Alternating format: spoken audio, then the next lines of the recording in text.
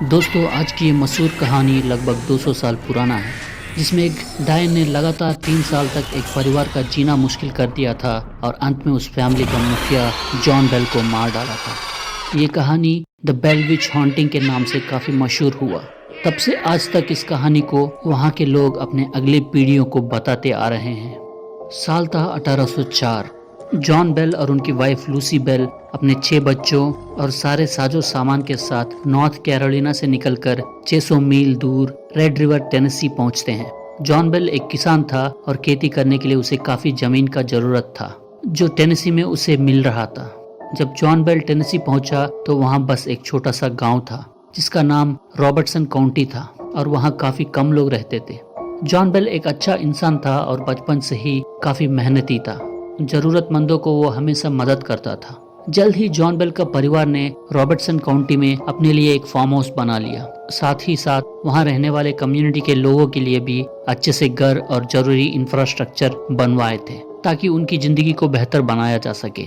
John के पास करीब 300 एकड़ खेती का जमीन था और वो हर रोज अपने 6 में से 3 बच्चों के साथ खेती करने जाता था।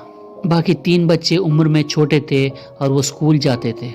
आने वाले कई सालों तक जॉन बेल और उनका परिवार रॉबर्टसन काउंटी में खुशहाल जिंदगी जी रहा था। लोगों के बीच उनका काफी अच्छा नाम बन गया था। लेकिन 13 साल बाद सन 1817 में जॉन बेल का जिंदगी हमेशा के लिए बदलने वाला था। उनके खुशियों का अंत अब शुरू होने वाला था और चाहकर भी वो इसे नहीं रोक सकते थे, क्योंकि उनका सामना कोई इंसान से नहीं बल्कि एक डायन से होने वाला था जो उनका जान लेने पर आमादा थी। तो चलिए जानते हैं इस कहानी के बारे में। लेकिन उससे पहले आपसे रिक्वेस्ट है कि हमारा YouTube चैनल खड्गेश्वर स्टोरीज को सब्सक्राइब करके बेल आइकन को प्रेस कर दें ताकि आगे आने वाले वीडियोस के नोटिफिकेशन आपको समय पर मिलती रहे। अंत में वीडियो को लाइक और शेयर करना ना भूलें। धन्यवाद। सन 1817 गर्मियों के दिन थे। हमेशा की तरह जॉन बेल अपने खेत में चल रहे थे। तभी उनको कुछ दूरी पर एक बड़ा सा कुत्ता खेत के बीचों बीच बैठा हुआ दिखता है। वैसे तो रॉबर्टसन काउंटी में काफी जंगली कुत्ते पाए जाते हैं, लेकिन इतना बड़ा कुत्ता उन्होंने कभी नहीं देखा था। वो एक पेड़िए जितना बड़ा था। उसकी आंखें चमक रही थी और वो बिना हिले डुले सीधा जॉन की तरफ देख रहा था। उसकी नजरों में एक अजीब सा डरावनापन था। वैसे तो जॉन बेल एक बहादुर इंसान है, मगर उस जानवर को देखकर उनके ऊपर भी डर हावी होने लगा। फिर जॉन अपना राइफल निकालकर उस जानवर पर फायर करते हैं और अचानक वो कुत्ता वहां से गायब हो जाता है। जॉन उसका पीछा करने की कोशिश तो करते हैं, मगर उस जानवर का कोई निशान नहीं मिलते। बाद में इस डरावना अनुभव को जॉन दिमाग का वहम समझकर छोड़ देते हैं। मगर इस घटना के बाद से ही जॉन के घर में अजीब घटनाओं का होना शुरू हो जाता है। एक दिन आधी रात को जब पूरा परिवार सो रहा था, तभी घर के दीवारों पर बाहर से किसी का खटखटाने का आवाजें आने लगते हैं।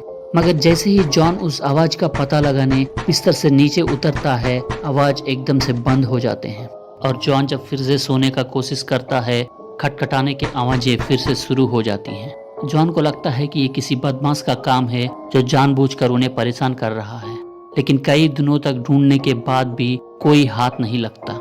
3-4 महीनों तक ये सिलसिला चलता रहता है। फिर एक रात जॉन के चारों बेटे अपने रूम में सो रहे थे। तभी अचानक बेड के नीचे से चूहों की आवाजें आने शुरू हो जाती हैं। आवाजें कुछ ऐसी थी कि बेड की लकड़ी को चूहे नीचे से काट रहे हो। 4 में से 2 बच्चे जो निचले वाली बेड पर सो रहे थे, बेड से उठकर चूहों को खदेड़ने का मन बनाते हैं, मगर उनका बेड से उतरते ही आवाजें बंद हो जाती थी और जब वे लोग सोने की कोशिश करते थे, आवाजें फिर से शुरू हो जाते थे। अगले 2 दिन तक बच्चों का सो पाना नामुमकिन सा हो जाता है। फिर तीसरा दिन चूहों का शोर के बजाय किसी इंसान का दम घुटने की आवाजें आने लगती हैं, मानो बेड के नीचे कोई इंसान मौजूद हो और सांस लेने के लिए तड़प रहा हो। बच्चों के लिए अब ये चीजें बर्दाश्त से बाहर हो गई थी। वे लोग बुरी तरह से डर चुके थे। चारों बच्चे रूम से बाहर निकलकर माँ बाप लूसी और जॉन बेल को पूरी घटना के बारे में बताते हैं। फिर सारा परिवार मिलकर घर का हर कोना चांद मारता है, मगर आवाजें कहाँ से आ रही हैं पता ही नहीं चलता। ये सिलसिला कई महीनों तक जारी रहता है। इन भयानक घटनाओं के बारे में अब तक जॉन बेल ने शहर में किसी को नहीं बताया था, क्योंकि उनको लगता था कि लोग उनके बातों पर विश्वास नहीं करेंगे और उन्हें पागल समझेंगे। लेकिन जब बहुत कोशिश करने के बाद भी उन आवाजों के पीछे की वजह पता नहीं चला, तो जॉन बेल अपना एक पड़ोसी दोस्त को सारी बातें बताता है। फिर जॉन का वो दोस्त अगले दिन रात को उस घर में रुकने का फैसला करता है ताकि उन डरावने आवाजों के बारे में सच जान सके। फिर उस रात जॉन को जैसा उम्मीद था आवाजों का सुनाई देना फिर से शुरू हो जाता है। घर के दीवारों से कटकटाने की आवाजें, चूहों का आवाजें और इंसान का तड़पने की आवाजें ना सिर्फ साफ सुनाई दे रही थी बल्कि और भी ज्यादा जोर से सुनाई दे रही थी, जिन्हें सुनकर जॉन का वो दोस्त डर से आधी रात को ही अपना घर वापस चला जाता है। मगर जाने से पहले वो जॉन से कहता है कि उसके घर में शायद डायन है। बहुत जल्द डायन का एक खबर पूरे शहर में फैल जाता है। जॉन बेल का अच्छा रेपुटेशन की वजह से शहर के लोग जॉन का मदद करने आगे आते हैं। हर दिन कई लोग जॉन बेल का घर में रात बिताने के लिए आते थे, क्योंकि लोगों को लगता था कि ज्यादा लोग होने की वजह से वो रहस्यमयी गतिविधियां रुक जाएंगे।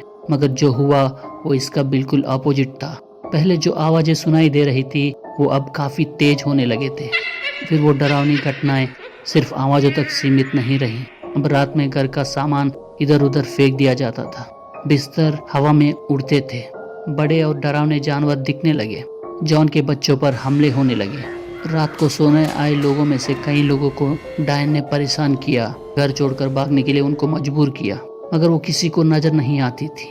एक दिन उस डायन ने बताया कि उसका नाम बट्स से जुड़ा हुआ है और वो जॉन बेल से काफी नाराज है, क्योंकि जॉन ने उसकी कब्र के साथ छेड़छाड़ किया था, इसलिए वो जॉन से बदला लेने आई है।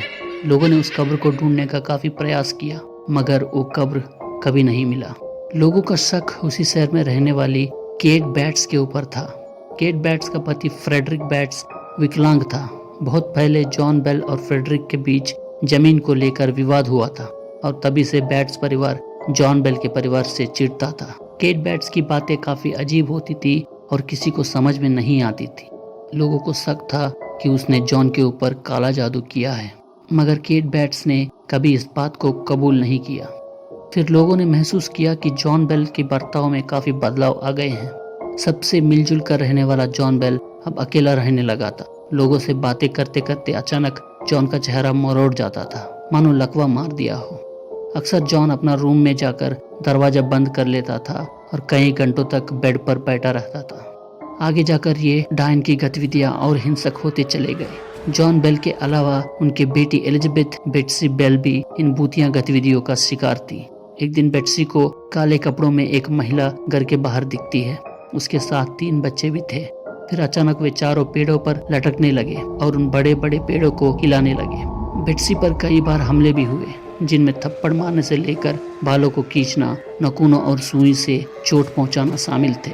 बेट्सी जोशुआ गार्डनर नाम का एक पड़ोस के लड़के से प्यार करती थी। बहुत जल्द उनका सगाई भी होने वाला था, मगर हद तो तब हो गई जब बेट्सी को डायन बोलती है कि वो बॉयफ्रेंड जोशुआ गार्डनर से शादी ना करे। फिर बेट्सी को ना चाहते हुए भी बॉयफ्रेंड से सगाई तोड़नी पड़ी। सन 1820, अब तक 3 साल बीत चुके थे और जॉन बेल के परिवार वालों को डायन की इन हरकतों का आदत सा पड़ चुका था। जॉन के बड़े लड़के भी शादी करके उसी शहर में सेटल हो चुके थे, मगर खुद जॉन बेल उन डरावने अनुभवों से कभी उबर नहीं सके। 3 साल से लगातार उनकी हालत बद से बदतर होता चला गया। वो कई दिनों तक खाना पीना छोड़ देते थे और अपना रूम से बाहर नहीं निकलते थे। एक दिन जॉन बेल और उनका बेटा खेत में चल रहे थे। तभी अचानक जॉन खुद को बचाने का कोशिश करने लगा। बगल में खड़े बेटे को कुछ समझ नहीं आ रहा था। वहाँ उन दोनों के अलावा कोई नहीं था। उसके बाद जॉन के शरीर में अजीब से मरोड़ आने लगे। ऐसा लग रहा था कि कोई आत्मा उनके शरीर के अंदर प्रवेश कर लिया हो। इसे देखकर तुरंत जॉन का बेटा उन्हें संभालने का कोशिश करता है। तभी जॉन बेल बेटे से कहता है कि मेरे पास अब ज्यादा दिन नहीं बचे हैं। फिर दोनों वहाँ से निकलकर घर पहुँचते हैं। इस घटना के बाद जॉन बेल की सेहत और ज्यादा खराब हो जाती है। फिर एक दिन वो बेड से नहीं उठते। वो अभी मरे नहीं थे, उनके सांसें चल रही थी, मगर वो होश में नहीं थे। डॉक्टर को बुलाया जाता है, मगर सेहत में कोई सुधार नहीं होता। मगर उस दिन एक अजीब सा घटना हुई। जॉन बेल का दवाइयाँ जहाँ रखे हुए रहते थे वहाँ एक भी दवाई नहीं था, बल्कि वहाँ सिर्फ एक कांच का बोतल ही था, जिसके बारे में किसी को पता नहीं था। डॉक्टर का कहने पर उस कांच के बोतल में मौजूद लिक्विड को एक बिल्ली को पिलाया जाता है। फिर मिनटों में उस बिल्ली का मौत हो जाता है। अगले दिन जॉन बेल अपना आखिरी सांसें लेता है। जॉन के मौत के बाद लगभग सभी भूतिया गतिविधियां एकदम से रुक जाती हैं। जॉन की वाइफ लूसी बेल और 18 साल तक उसी घर में रहती है। सन 1817 से लेकर 1820 तक जॉन बेल का कहानी काफी चर्चा में रहा। डायन को देखने के एक्साइटमेंट में कई लोग रॉबर्टसन काउंटी में आते रहते थे, जिनमें अमेरिका के पूर्व प्रेसिडेंट एंड्रयू जैक्सन भी शामिल थे। उस वक्त एंड्रयू यूएस आर्मी में जनरल थे। वो अपने सिपाहियों के साथ जॉन बेल से मिलने उनके घर जा रहे थे, मगर रास्ते में उनका गाड़ी बीच सड़क पर अचानक रुक जाती है। वहाँ ना तो कोई गड्ढा था और ना ही कोई कीचड़ या दलदल। सारे सिपाही मिलकर भी गाड़ी को हिला नहीं पाते। फिर उनको डायन की आवाज़ सुनाई देती है, जनरल तुम जा सकते हो, आज रात को फिर मुलाकात होगी। उसके बाद काफिला आराम से आगे बढ़ जाता है। उस रात को एक सिपाही का तबीयत काफी बिगड़ जाने की वजह से एंड्रयू को वापस लौटना पड़ता है। आज जॉन बेल का घर मौजूद नहीं है। इस कहानी में उस घर के साथ साथ एक गुफा भी काफी मशहूर हुआ, जो जॉन बेल का प्रॉपर्टी में मौजूद था। लोगों का मानना है कि जॉन बेल को जिस डायन ने मारा वो इसी गुफा से निकल कर आती थी। आज ये गुफा द बेलविच केव के नाम से जाना जाता है, जिसे देखने के लिए हर साल सैकड़ों पर्यटक वहां जाते हैं और उनमें से कई लोगों को आज भी उस डायन की मौजूदगी महसूस होती है। तो दोस्तों, ये थी आज की कहानी। फिर मिलेंगे एक और इंटरेस्टिंग वीडियो के साथ। वीडियो को लाइक और शेयर करें, चैनल को सब्सक्राइब करें। धन्यवाद।